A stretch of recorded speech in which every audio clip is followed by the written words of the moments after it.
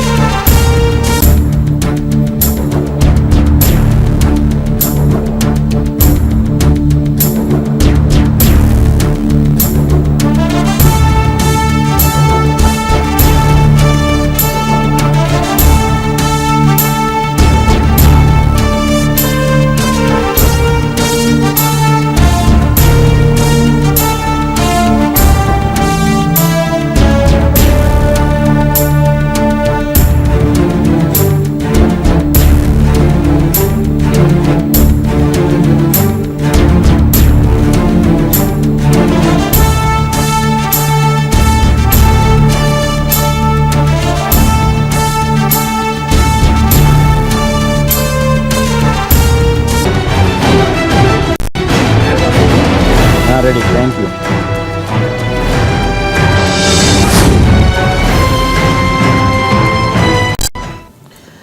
గ్రేటర్లో గెలుపెవరిది ప్రత్యేక చర్చా కార్యక్రమానికి స్వాగతం. ఇప్పటివరకు సర్వే ఫలితాలు చూసాం. గ్రేటర్ హైదరాబాద్ ప్రతిష్టాత్మకమైనటువంటి ఎన్నికలు జరగబోతున్నాయి. అందులోనూ ఏడాదిన్నర కాలం తర్వాత టీఆర్ఎస్ అధికారంలోకి వచ్చిన ఏడాదిన్నర కాలం తర్వాత జరుగుతున్నటువంటి గ్రేటర్ హైదరాబాద్ ఎన్నికలపై ప్రజలందరి దృష్టి ఉంది. 2 తెలుగు రాష్ట్రాల ప్రజల దృష్టి ఉంది.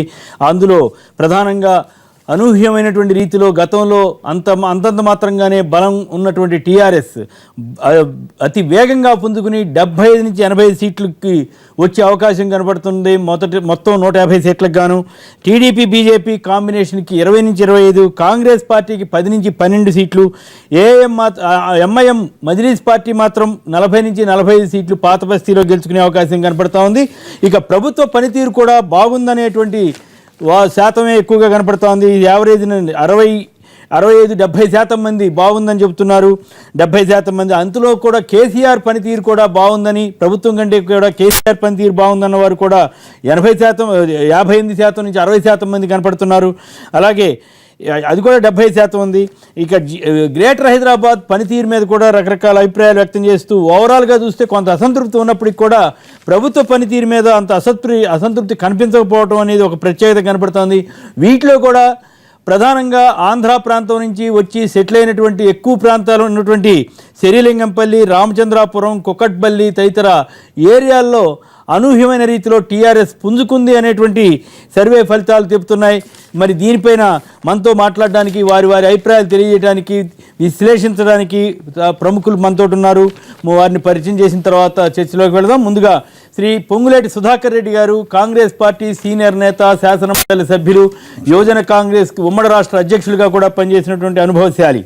శ్రీ ఎన్విఎస్ఎస్ ప్రభాకర్ గారు, హైదరాబాద్లోని ఉప్పల్ నియోజకవర్గ శాసనసభ్యులు, భారతీయ జనతా పార్టీ సీనియర్ నేత, ఆ పార్టీ ప్రధాన కార్యదర్శిగా కూడా ఉన్నారు.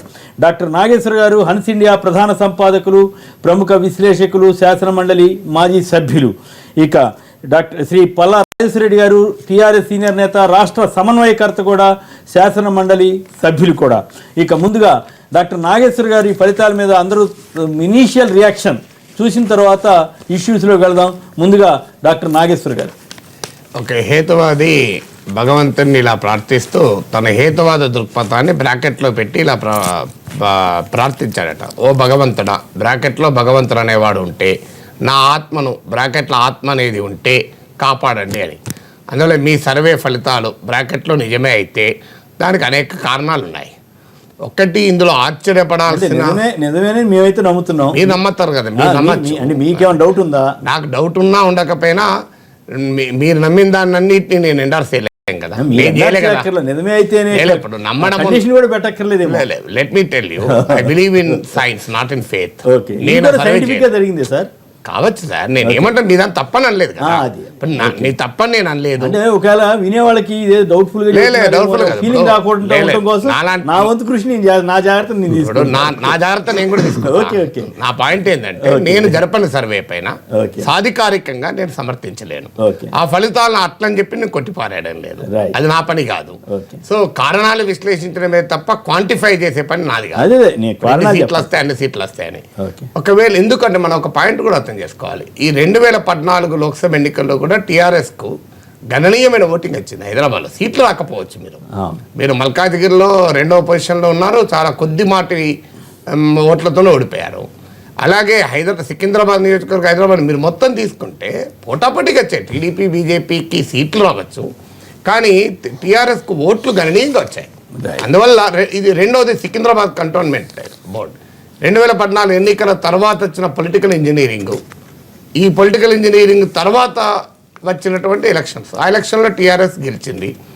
ఈ కాంబినేషన్లో తీసుకున్నప్పుడు అసెంబ్లీ ఎన్నికలు పెద్దవి కనుక వచ్చిన ఓటింగ్ కాస్త సీట్ల రూపంలో కన్వర్ట్ కాలేదు. కార్పొరేషన్ చిన్నది కనుక వచ్చిన ఓటింగ్ కాస్త సీట్ల రూపంలో కన్వర్ట్ అయ్యే అవకాశం ఉండవచ్చు. అందువల్ల మీరు లెక్కలు తీయాల్సింది కూడా ఏంటంటే, ఈ సర్వేనే కాదు, ఒక్కొక్క కార్పొరేషన్ పరిధిలో టీఆర్ఎస్ ఎన్ని ఓట్లు వచ్చాయి అప్పుడు డివిజన్లో, ఆ ఓట్లను కూడా మీరు కంపేర్ చేసి ఉంటే ఇంకా మనకు డేటా కరెక్ట్ గా తెలుస్తుంది. ఇంపాసిబుల్ ఏం కాదు అది, టేక్స్ టైం. ఓటింగ్ అంత ఖచ్చితమైన అంచనా మనం వేయలేము కూడా, కొన్ని ఇబ్బందులు ఉన్నమాట. ట్రెండ్స్ కూడా మారిపోతాయి. అందువల్ల ఈ పరిణామాలే. ఇంకొకటి ఏంటంటే, ఈ కాలంలో వచ్చినటువంటి ఒక పొలిటికల్ ఇంజనీరింగ్ ఏంటంటే, కింద ప్రముఖ నాయకులు, ఇప్పుడు తలసాని లాంటి నాయకులు, షాయన్న లాంటి నాయకులు మొదలుకొని దిగువ స్థాయి వరకు కూడా అన్ని పార్టీల వాళ్ళు టీఆర్ఎస్లో చేరడం మొదలైంది. నువ్వు కోడి ఎవరిదైనా కానీ నా ఇంట్లో గుడ్డు పెడితే చాలు. ఎందుకంటే టీఆర్ఎస్కు ఈ హైదరాబాద్లో బలం గతంలో లేదు. ఉద్యమ కాలంలో కొత్తగా బలం తెచ్చుకోవాలంటే విత్తనాలు తెచ్చి నాటి అవి మొలకెత్తి మహావృక్షాలు అవుతే చాలా టైం పడుతుంది. ఇప్పుడు అమెరికాలో, భారతదేశంలో మొదలైంది. చాలా పశ్చిమ దేశాల్లో నీకు చెట్టు పెట్టాలంటే చిన్న చెట్టు నర్సరీ నుంచి తేరు, మహావృక్షమే ఎక్కడ అడవిలోకి వెళ్ళి కూకటి వేళ్లతో పెకిలించి నీ ఇంట్లో పెడతారు. ఇది మన దగ్గర కూడా స్టార్ట్ అయింది. మోడీ గారు ఉన్నప్పుడే గుజరాత్లో మొదలు పెట్టారు. ఇప్పుడు నితిన్ గడ్కరీ దేశవ్యాప్తంగా కూడా ఇలాగే పెట్టాలి, హైవేస్లో చెట్లు తీసినప్పుడు వాటిని ఇంకొక ప్లాంట్ చేయాలంటున్నారు. టీఆర్ఎస్ కూడా బహుశా ఇంజనీరింగ్ చూసినట్టున్నారు. అందువల్ల ఈ విత్తనాలు పెట్టి మొలకెత్తి ఈ కూకటి వేళ్లతో తలసాన్ లాంటి మహావృక్షాలను పెకిలించి చిన్న చిన్న వృక్షాలను కూడా పెకిలించి తీసుకొచ్చి తెలంగాణ వనంలో నాటేశాడు. సో నాటిన తర్వాత గ్రౌండ్ లెవెల్లో మార్పు వచ్చింది. దీంతో పాటు డెవలప్మెంట్ పాలిటిక్స్, ఎందుకంటే అధికార పార్టీ చుట్టూ ఉండే నిధుల చుట్టూ ఉండేటువంటి రాజకీయ కార్యకర్తలు ఇవన్నీ కూడా ఉన్నాయి. సో ఇవన్నీ కింది స్థాయి వరకు కాంట్రాక్టర్ పొలిటీషియన్ నెక్సెస్ ఉన్నది, అధికారంలో ఉన్నవారి చుట్టూ ఉండేటువంటి హంగామా ఉన్నది. ఇవన్నీ కారణమే. వీటితో పాటు హైదరాబాద్ పైన ఒక ఫోకస్, ఇప్పుడు ఐటీ రంగంలో టీ హబ్ కానీ, ఐటీఐఆర్ కానీ, గూగుల్, మైక్రోసాఫ్ట్ లాంటి క్యాంపసెస్ ఏర్పాటు కావడం కానీ, వీటి ప్రభావము, అలాగే డెవలప్మెంట్ ప్రాజెక్ట్స్, భారీ ప్రాజెక్టులు, మెట్రో ఒక కొలిక్ రావడము, గోదావరి నదీ జలాలు రావడం, ఇది కూడా ఒక ప్రజలపైన ప్రభావం చూపింది. తర్వాత తెలంగాణ రాకముందు మాటలు ఉండేవి సీమాంధ్ర ప్రజలకు వ్యతిరేకంగా. తెలంగాణ వచ్చాక కూడా మాటలు ఉన్నాయి, కానీ యాక్షను కార్యక్షేత్రంలో ఎవరిపైనా ప్రత్యేకంగా మాటల వరకే పరిమితమై ఈ మధ్యకాలంలో మాటలు కూడా తగ్గాయి. ఎందుకంటే ఇప్పుడు గుంటూరు బిర్యానీ పెండలాగా ఉంటుందన్న కేసీఆర్కి పోయి చంద్రబాబు నాయుడుతో కలిసి గుంటూరు బిర్యానీ తినొచ్చారు. అందువల్ల ఈ పరిణామాలు కూడా మారాయి కదా. అందువల్ల బహుశా మీరు అన్నట్లు ఇప్పుడు కూకటపల్లి, షేర్లింగంపల్లి కూడా ఓట్లు వస్తున్నాయంటే, తర్వాత సీమాంధ్ర ప్రాంతానికి చెందిన రాజకీయ నాయకులు కూడా, క్షేత్రస్థాయి నాయకులు టీఆర్ఎస్లో చెప్తున్నారు. ఇప్పుడు వాళ్ళకు కూడా అక్కడ కార్పొరేటర్ టీఆర్ఎస్ తరఫున కూడా మీరు కృష్ణా జిల్లా వాళ్ళు కూడా పోటీ చేస్తారు, మీరు చూడండి రాబోయే కాలంలో కార్పొరేటర్గా. అందువల్ల ఈ పరిణామాలన్నీ వచ్చిన తర్వాత డెఫినెట్గా టీఆర్ఎస్ అనుకూలత ఉండొచ్చు. ఎన్ని సీట్లు వస్తాయి, ఇన్నే ఫలితాలు వస్తాయా, రైట్. ఒక్క నిమిషం, మన సుధాకర్ రెడ్డి గారు ఏమంటారో చూద్దాం. సుధాకర్ రెడ్డి గారు, కాంగ్రెస్ పార్టీ పరిస్థితి కాస్త దయనీయంగా ఉంది. మొన్నటిదాకా అధికారంలో ఉన్నటువంటి కాంగ్రెస్ పార్టీ మరి ఈ సర్వే ప్రకారం అయితే దయనీయంగా ఉంది. మీరు ఎట్లా రియాక్ట్ అవుతారు?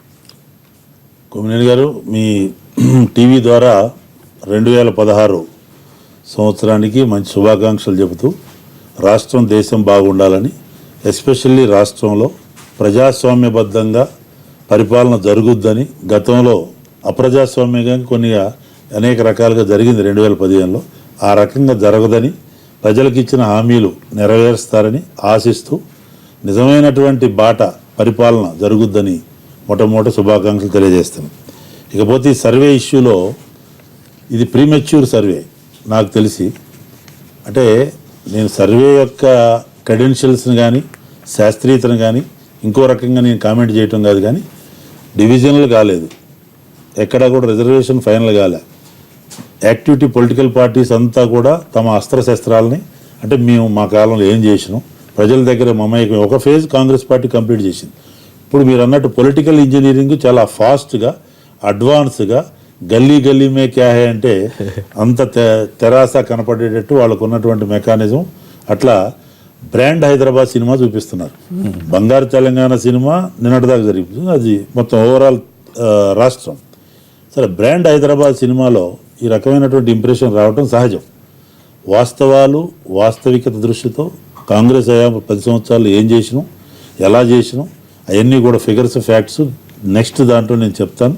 ఇది మాత్రం ప్రీమెచ్యూర్ సర్వే. తప్పనిసరిగా ప్రజల విశ్వాసం పొందుద్ది కాంగ్రెస్ పార్టీ. ఆత్మవిమర్శ చేసుకుంటారు. ఆ దిశలో కాంగ్రెస్ పార్టీ ప్రచారం ఉంటుంది. రేపు కూడా మా సమావేశం ఉంది. అన్ని రకాలుగా అన్ని వార్డుల్లో మేమేం చేసినాం ఒకసారి ఆలోచించండి అని ఓటర్లకి ఇనీషియల్ కామెంట్స్ చక్కగా చేశారు. మీ అభిప్రాయం చెప్పడంలో ప్రభాకర్ గారు ఏమంటారు విందాం. టీడీపీ, బీజేపీ కూటమి గతం కంటే 15 సీట్లు ఉన్నటువంటి పరిస్థితి నుంచి 20 నుంచి 25 ఇది నెంబర్ 2లో ఉన్నప్పటికి కూడా ఇదంతా మీకు సంతోషం కలిగించేది కాదు. ఇప్పుడు శాస్త్రీయంగా చేశామని చెప్పారు, శాంపిల్స్ కూడా ఎక్కువ తీసుకున్నామని చెప్పారు. అయితే ప్రభుత్వ పనితీరుని కంపేర్ చేశారు, జిహెచ్ఎంసీ యొక్క పనితీరుని కూడా ఇక్కడ కంపేర్ చేశారు. మళ్ళీ దాంట్లో ఇంకా ముందుకెళ్తే 2 విషయాల్లో ట్రాఫిక్ జామ్ల గురించి చెప్పారు, శాంతి భద్రతల గురించి చెప్పారు, మంచినీటి సరఫరా గురించి చెప్పారు, పరిపాలన గురించి చెప్పారు, అవినీతి గురించి చెప్పారు. వీటన్నిటిలో ప్రజలలో వచ్చినటువంటి అభిప్రాయం, ప్రజలు వ్యక్తపరిచినటువంటి ఒక అంశాలు పరిశీలిస్తే ప్రతి చోట కూడా ఈ ప్రభుత్వానికి వ్యతిరేకంగానే వచ్చినాయి. మీరు అక్కడ మళ్ళొకసారి గమనించండి. ప్రతి విషయంలో కూడా బాగున్నాయా, అధ్వానంగా ఉందా, పర్వాలేదా, నయంగా ఉందా అన్నటువంటి 3 విషయాలు చూసుకున్నారు. శాంతి భద్రతలో చూడండి చాలా ఘోరంగా మన వివరాలే వచ్చినాయి. అవినీతి విషయంలో కూడా అంతే పరిస్థితి వచ్చింది. మంచినీటి సరఫరా కొంచెం మెరుగైంది అన్నా మిగతా విషయాలు చూస్తే చాలా వ్యతిరేకంగా వచ్చినాయి. అంటే ఆన్ ది హోల్ గా మన సర్వేకి సంబంధించినటువంటి వివిధ అంశాలు అంటే మీరు అంటే నేను కరెక్ట్ చేయాల్సిన అవసరం ఉంది కాబట్టి నేను కూడా చెప్తున్నాను. మనం చెప్పిన మహిళల భద్రత నేను మిమ్మల్ని అభ్యంతరం చెప్పట్లేదు, మీ అభిప్రాయం ఎట్లని చెప్పండి. అయితే ఏంటంటే నా బాధ్యతగా నేను ఇక్కడ కరెక్ట్ చేయాల్సిన అవసరం ఉంది. ఉదాహరణకి ప్రభుత్వ పనితీరు బాగుంది అంటే 24% మంది చాలా బాగుందన్నారు, 46% మంది బాగుందన్నారు, 23% మంది పర్వాలేదన్నారు, సో 5% మంది బాగలేదన్నారు. ఇట్లా ఉన్నాయి. నిజానికి బాగుంది, చాలా బాగుంది, పర్వాలేదు అన్నవన్నీ కూడా పాజిటివ్ గా తీసుకోవాలి. ఇది రాష్ట్ర ప్రభుత్వ ఎన్నికలు కాదు, జిహెచ్ఎంసీకి సంబంధించినటువంటి ఎన్నికలు. దానికి రిలేటెడ్ గా ఉన్నటువంటి ఒక అంశాలని మనం పరిగణలోకి తీసుకోవాలి. ముఖ్యమంత్రి గారి పనితీరు లేదా ముఖ్యమంత్రి గారి పట్ల ఉన్న అభిమానం మీద ఎన్నికల విషయం కూడా కాదు. కార్పొరేటర్లు జిహెచ్ఎంసీ ఎలా వ్యవహరిస్తుంది అన్నటువంటి అంశం మీద ఈరోజు ఆ అంశాలకు వచ్చినప్పుడు మనకు కనబడుతున్నది ప్రతిదీ కూడా చూడండి మీరు. దాంట్లో మాత్రం మైనసే మనకు కనబడింది. మరి ఇది రాజకీయంగా ప్రతిబింబించిందా, మరి రాజకీయంగా ఆ రకంగా నెగిటివ్ అయిందా అన్న విషయానికి వచ్చినప్పుడు పొలిటికల్గా మాత్రం టీఆర్ఎస్కి అప్పర్ హ్యాండ్ చూపిస్తూ వచ్చారు. అంటే అక్కడ అంశాలకేమో కేసీఆర్ మీద అభిమానం అని, లేకపోతే ఇంకో రకమైనటువంటి అభిప్రాయం అని, ఇంకో రకంగా బలంగా ఉన్నారు అన్నటువంటి కారణాల మీద రాజకీయంగా వీళ్ళు బలపడ్డారని చెప్పుకుంటూ వచ్చారు. పరిపాలన పరంగా అంశాల వారీగా, ఇష్యూల వారీగా ప్రజాస్పందన, ప్రజాభిప్రాయం కాడేమో చాలా మైనస్ లో చూపించుకుంటూ వచ్చారు. కాబట్టి కొంత పొంతన అనే దాంట్లో సరిగ్గా ఆచితూచిగా లేదు. కాబట్టి ఈ రోజు ఒకటి మీరు అన్నట్టు ప్రీమెచ్యూర్, పైగా మీ శాస్త్రీయత శాంపుల్స్ దాని ప్రకారంగా చూసినా కూడా ఇది కాంట్రడిక్టరీ సర్వే లాగా కనబడుతుంది. ముమ్మాటికి ఇంకా విషయానికి వెళ్తే కూడా మీరు చెప్పినంత కాంట్రడిక్షన్స్ ఏమి లేవు. సహజంగానే ప్రతి ఇష్యూలో కూడా కాంట్రడిక్షన్స్ అనేవి ఉంటాయి. ఇప్పుడు ఎవరినైనా సరే మీరు ఏమైనా రోడ్డు బాగుందా అంటే బాగాలేదు అంటారు, కేసీఆర్ బాగున్నా అంటే బాగున్నాడు అంటారు. అంటే అది కాంట్రడిక్షన్ గా మీకు కనపడవచ్చు, కానీ యాక్చువల్ గా అది కరెక్ట్ అవ్వచ్చు, ఇది కరెక్ట్ అవ్వచ్చు. ఓటు వేసే దగ్గరికి అది అట్లా కూడా ఉండొచ్చు. అట్లాంటి విషయం రాజకీయంగా చూస్తే కూడా మీరు ఉదాహరణకి సార్వత్రిక ఎన్నికలు జరిగినప్పుడు టీడీపీ బీజేపీకి ఎక్కువ స్థానాలు వచ్చినాయి. ఎంఐఎంకి ఒక మల్కాగిరిలో వచ్చింది, ఒకటి పద్మారావు గారు, కనకారెడ్డి గారు, పద్మారావు గారు గెలిచారు. తర్వాత మేనోవరింగ్స్, మ్యానిపులేషన్స్, తర్వాత పొలిటికల్ ఇంజనీరింగ్ తో కొన్ని యాడ్ చేసుకున్నారు. ఎంఐఎం పట్టి ఇది ప్రలోభాలతో జరిగినటువంటి ఒకటి జరిగింది. తర్వాత ఆ సార్వత్రిక ఎన్నికల సమయంలో కాంగ్రెస్ బలహీనపడింది. ఆ తర్వాత జరిగినటువంటి ఎన్నికల్లో ఎమ్మెల్సీ ఎన్నికలు జరిగినాయి. ఇక్కడ రాజేశ్వర రెడ్డి గారు గెలిచారు, రామచంద్రరావు గారు కూడా గెలిచారు. ఫస్ట్ కౌంట్ లో రామచంద్రరావు గారు గెలిచారు. సెకండ్ కౌంట్ నేను చెప్తున్నా, నేను అదే చెప్తున్నా, సార్వత్రిక ఎన్నికల తర్వాత జరిగినటువంటిది ఎమ్మెల్సీ ఎన్నికలు హైదరాబాద్ రిలేటెడ్ గా జరిగింది, సబర్బన్ రిలేటెడ్ గా జరిగింది. అక్కడ పూర్తిగా కూడా బీజేపీ టీడీపీని ఆదరించారు కదా. తర్వాత ఇంకో విషయానికి వస్తే టోటల్ రూరల్ గా ఉన్నటువంటి ఎమ్మెల్సీ రాజేశ్వర రెడ్డి గారు గెలిచారు. ఒకవేళ ప్రభుత్వ పరిపాలనపై ఆ రూరల్లో ప్రభావం కూడా మరీ ఉన్నట్టయితే ఫస్ట్ కౌంట్ లో గెలవాల్సి ఉండే. తర్వాత ఒక్కొక్క విషయానికి వస్తామండి, మళ్ళీ తర్వాత వరంగల్ కూడా జరిగింది. నేను కాదంటలే, హైదరాబాద్ రిలేటెడ్ గా ఉన్నటువంటి విషయాల మీద మనం మాట్లాడుతున్నప్పుడు ఈరోజు చాలా ఖచ్చితంగా అర్థమవుతున్నటువంటి విషయం ఏంటంటే తప్పకుండా ఇక్కడ ఉన్నటువంటి ఒక పరిస్థితిలో బీజేపీ టీడీపీకి ఆదరణ అనేది ఎక్కువగా ఉంటుంది అనేది మీరు చూస్తారు. రాజేశ్వరరెడ్డి గారు కూడా మాట్లాడిన తర్వాత మళ్ళీ మాట్లాడారు. రాజేశ్వరరెడ్డి గారు ఇది మీకు సంతోషం కలిగించే అంశమే అయినప్పుడు కూడా వారిద్దరు కాంట్రడిక్ట్ చేస్తున్నారు. మీరు ఎట్లా దాన్ని సమర్థించుకుంటారు? ఒకటి, ఎన్టీవీ నీల్సన్ సర్వే అనేది గత 8 సార్లు ఇప్పటిదాకా సర్వే చేస్తే 7 సార్లు, ఇది 8వ 9వ సర్వే. 7 సార్లు కూడా ఆల్మోస్ట్ నిక్కచ్చిగా 7.5 సార్లు, ఎందుకంటే ఈ తెలంగాణ వరకు సక్సెస్ అయింది. 7.5 అటుపక్క సార్లు మారిన కూడా పరిస్థితుల కారణంగా కొంత తేడా వచ్చింది. అది 3 నెలల ముందు చేసింది. ఆ తర్వాత చేసిన దానికి చేస్తే డెఫినెట్ గా కరెక్ట్ గానే వచ్చి ఉండేది. 7.5 సార్లు చేసిన సర్వే కరెక్ట్ గా వచ్చినప్పుడు ఇవాళ కూడా దాన్ని కరెక్ట్ గానే వస్తుందని చెప్పేసి ఆశాభావంతో ఉన్నాం. 1, 2 నీల్సన్ అనే సంస్థ అనేది భారతదేశంలోనే కాదు అంతర్జాతీయంగా గుర్తింపు పొందిన సంస్థ. ఇటువంటి సర్వేలు బాగా దాంతో పాటు మా వాళ్ళది ఎన్జీ ఫ్రేమ్ అనేది ఇక్కడ లోకల్ అనుకుంటా కూడా ఆ నీల్సన్ అనే దానికి అంతర్జాతీయ గుర్తింపు ఉన్నది. ఇప్పటిసారి కూడా చాలా సార్లు చేసింది కాబట్టి ఈ సర్వే ఇదే సర్వే కాదు, ఇటువంటి సర్వేలు గత సంవత్సరంలో మాకు 4-5 సర్వేలు ఇతర అందినాయి. అన్ని సర్వేలలో కూడా కేసీఆర్ గారి పనితీరు మీద, ప్రభుత్వ పనితీరు మీద మీరిచ్చిన డేటాతో పాటు మా దగ్గర ఉన్న డేటా కూడా ఆల్మోస్ట్ ఇట్టే ఉన్నది. మీరు కూడా సొంతంగా సరే ఇతర సంస్థలు చేసిన వాటిని మాకు పంపిస్తే మేము చూసినాం, వాటి కూడా అంతే ఉన్నది. కాబట్టి ఈ సర్వే మేము గత నెల రోజుల నుంచి కూడా చెప్తున్నాం. ప్రభుత్వం 18 నెలల పనికాలంలో ఎట్లా పనిచేస్తున్నది కూడా ప్రజలు చూస్తున్నారు. ఇక్కడ 18 నెలల్లో ఒక చిన్న కేసు కూడా ఎక్కడెక్కడ బుక్ కాలేదని చెప్పేసి అంటే ప్రశాంతమైన వాతావరణంలో ఇక్కడ ఉన్నారని, అభివృద్ధి జరిగిందా లేదా అని చెప్పేసి అంటే ముందు సంక్షేమ రంగంలో ఆసరా పథకం కావచ్చు, లేకపోతే 1,00,000 మందికి పేదవాళ్ళందరికీ కూడా మనం ఏదైతే భూమికి సంబంధించిన పట్టాలు ఇవ్వడం కావచ్చు, బియ్యం సంగతి కావచ్చు, సంక్షేమ పథకాలు అద్భుతంగా ఈరోజు చేసింది గత సంవత్సర కాలంలో. ఈ సంవత్సర కాలంలో కూడా ఉద్యోగ సంవత్సరంగా మేము చేసుకొని ఒక 50,000 వరకు నోటిఫికేషన్లు ఇవ్వడం కానీ ఇతర ఉన్నాయి. కాబట్టి ఇవన్నీ ఉన్నాయి. ప్రభాకర్ గారు ఒకటి మాట్లాడుతున్నారు, మొన్న ఒక ఎలక్షన్లో మేము గెలిచాము, మేము ఎక్కడో ఎమ్మెల్సీ ఎన్నికల్లో మేము గెలిచిన 25 రౌండ్ల ఎన్నికలు అయితే 25 రౌండ్లో కూడా టీఆర్ఎస్ అభ్యర్థిగా నేను అన్నిట్లలో కూడా మెజార్టీ వచ్చింది. 300 పోలింగ్ బూత్లు ఉంటే 300 పోలింగ్ బూత్లో కూడా మాకే మెజార్టీ వచ్చింది. అయినా ఆ కట్ ఆఫ్ మార్క్ అనేది ఉంటుంది కాబట్టి దాంతో తప్ప రాలే. అంతకుముందు ఎలక్షన్లో ఇదే నాగేశ్వర్ గారు ఎమ్మెల్సీగా గెలిచారు, రామచంద్ర గారు ఓడిపోయారు. కానీ అదే ఎలక్షన్లో ఓడిపోయిన బీజేపీ ఆ రోజున అక్కడ గెలిచింది, ఎక్కడ జిహెచ్ఎంసీలో గెలిచింది. కాబట్టి ఆ ఎన్నికకు ఈ ఎన్నికకు ఏం సంబంధం లేదు. ఒక విధంగా ఏమైనా సంబంధం ఉంటే మొన్న జరిగిన కంటోన్మెంట్ ఎలక్షన్లో 8 అయితే 8లో 6 మేము గెలుచుకోగలిగాము. 1 ఇండిపెండెంట్, 1 కాంగ్రెస్ రావడం జరిగింది. అంటే దాన్ని ఎందుకంటే అవి డివిజన్ల వారీగా పార్టీల వారీగా జరిగినాయి కాబట్టి కొద్దిగా దానికి ఒక మనం చెప్పుకోవచ్చు. దీనికి ఈ రోజున నాన్ పార్టీ అని అంటే ఉన్నా కూడా పార్టీల వరకు అందరూ కూడా ఐడెంటిఫై అయినది. బీజేపీ రామచంద్ర గారు గెలవడానికి బీజేపీ బలంతో గెలవలే, వారి మీద ఉన్న సింపతి. బీజేపీ రామచంద్ర గారు 2 సార్లు ఓడిపోవడం, అతి తక్కువ మెజార్టీతో మా నాగేశ్వర గారి మీద ఓడిపోవడం, అంతకుముందు మల్కాజ్గిరిలో ఓడిపోవడం, తర్వాత ఇక్కడున్న అనేక మంది అధ్యయడం తప్ప బీజేపీ టీడీపీ యొక్క గొప్పతనంతో గెలవలే. ఒకవేళ గెలిచిన అదే ఎన్నికల్లో పోయినసారి రామచంద్రరావు గారు ఓడిపోయినప్పుడు బీజేపీ గెలిచింది ఏది జిహెచ్ఎంసీలో. కాబట్టి ఇవాళ జిహెచ్ఎంసీలో గెలిచింది. ఎక్కడ హైదరాబాద్ జిహెచ్ఎంసీ ఎలక్షన్ లో నాగేశ్వర్ గారు ఓడిపోయిన సంవత్సరం తర్వాత ఆయన ఎన్నికల్లో జిహెచ్ఎంసీ గెలిచింది. కాదు కాంగ్రెస్ కదా ఉంది, బెటర్ రిజల్ట్స్ వచ్చినాయి సార్. ఇంతకంటే బెటర్ రిజల్ట్స్ అని చెప్పండి, అది వేరే. అయితే ఇక్కడ ఇందాక మీరు అన్నారు ఎన్జీ మైండ్ ఫ్రేమ్ కూడా ఇప్పుడు ప్రస్తుతం ఒబామాకి గతంలో ప్రచారం చేసినటువంటి ప్రచారానికి సంబంధించినటువంటి విషయాల మీద యాక్టివిటీ నడిపినటువంటి సంస్థ ఇప్పుడు హిల్లరీ క్లింటన్ కూడా వాళ్ళు చేస్తున్నారు. అందుకే నేను 2 నిమిషాలు మేము ఖచ్చితంగా దాని మీద విశ్వసనీయంగా ఇంతవరకు 7.5 సార్లు వచ్చింది కాబట్టి 8வது కూడా విశ్వసనీయంగా ఉంటుందని చెప్పేసి భావిస్తున్నాం.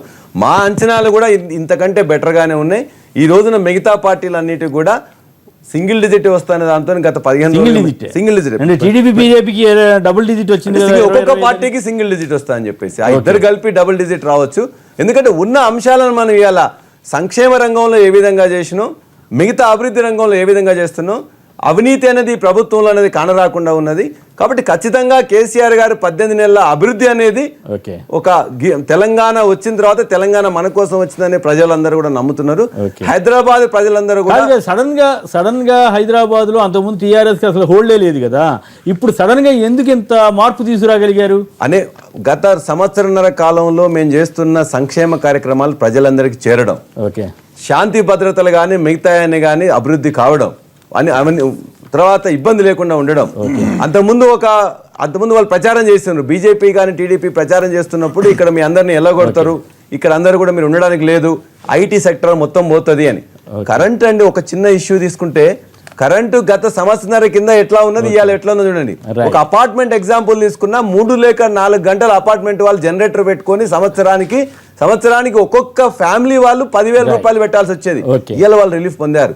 చిన్న కర్మాగారాలు నెల లేక 2 నెలలు బంద్ అయ్యేది. ఇవాళ కార్మికులందరూ కూడా ఉపాధి పొందినారు. అందుకే ఉద్యోగస్తులందరూ కూడా 42% ఫిట్మెంట్ కానీ 43% ఆర్టీసీ కార్మికులకు కానీ లేకపోతే సింగరేణి వాళ్ళ ఎంప్లాయీస్ ఎవరైతే ఉన్నారో వాళ్ళందరికంటే ఇక్కడ ఉన్నా ఉద్యోగులు, కార్మికులు, పేదలు అన్ని వర్గాల వారికి ప్రభుత్వం చేయగలిగినంత చేస్తూ మిగతా చేస్తున్న ఒక భరోసా అనేది ఈ యొక్క 18 నెలల పాలన తర్వాత ఖచ్చితంగా ఈ రిజల్ట్స్ వస్తాయని చెప్పేసి ఆశాభావంతో ఉండవు. అదే ఈ రోజు ఎన్జీ మైండ్ ఫ్రేమ్ కి సంబంధించి మరో సమాచారం అంటే మొన్న జరిగిన ఈ బీహార్ ఎలక్షన్స్ లో కూడా మిగతా వాళ్ళకంటే కూడా ఎక్కువ యాక్యురేట్ గా ఇచ్చినటువంటి సంస్థగా కూడా నమోదైంది. ఇప్పుడు అంతర్జాతీయ స్థాయిలో హిల్లరీ క్లింటన్ ప్రచార సరళి వ్యవహారాలు కూడా పర్యవేక్షిస్తోంది. ఇప్పుడు ఒక చిన్న విరామం తర్వాత నిజంగానే కేసీఆర్ మరి ఆంధ్ర సెటిలర్లని ఆకట్టుకోగలిగారా? దాంట్లో ఉన్న రహస్యం ఏమిటి? ఆ మర్మాల పైన ఈ సర్వే ప్రభావం ఏ రకంగా, సర్వే జనంలో ఎట్లాంటి ప్రతిస్పందన కనిపిస్తోందో చర్చలోకి వెళ్దాం. ఇప్పుడు చిన్న విరామం తర్వాత.